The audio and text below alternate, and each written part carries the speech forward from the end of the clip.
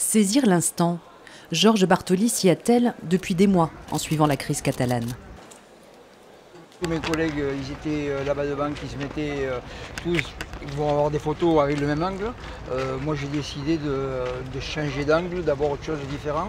Parce que bon, moi je ne travaille pas pour une agence. Photojournaliste indépendant ou en commande pour Le Monde, il lui était impossible de passer à côté de la première session du Parlement catalan, une étape importante dans le processus, malgré le poids du protocole. Même si c'est un peu protocolaire, si c'est très contraint, c'est quand même une aventure politique et historique qu'il n'est pas donné à beaucoup de mes collègues de pouvoir vivre dans une vie sur un territoire qui soit si proche d'une autre. Une succession d'événements à la résonance intime pour ce fils de républicain espagnol. L'indépendance n'est pas son combat, mais aurait pu être celui de son père.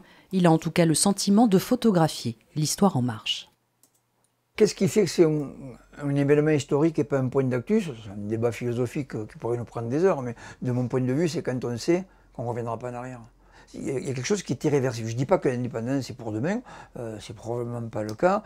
Le processus sera encore long et compliqué, peut-être douloureux même, mais on ne peut pas revenir en arrière. Resteront les images saisies ces derniers mois, l'expression souvent de la détermination et du pacifisme du mouvement indépendantiste.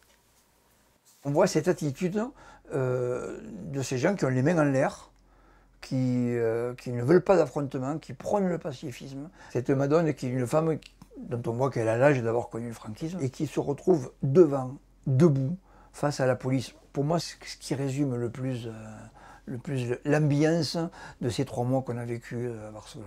Le chapitre est encore loin d'être clos. Cette crise, Georges Bartoli continuera à la suivre à travers son objectif, avec toujours le souci de rester un témoin impartial de cette page de l'histoire de la Catalogne.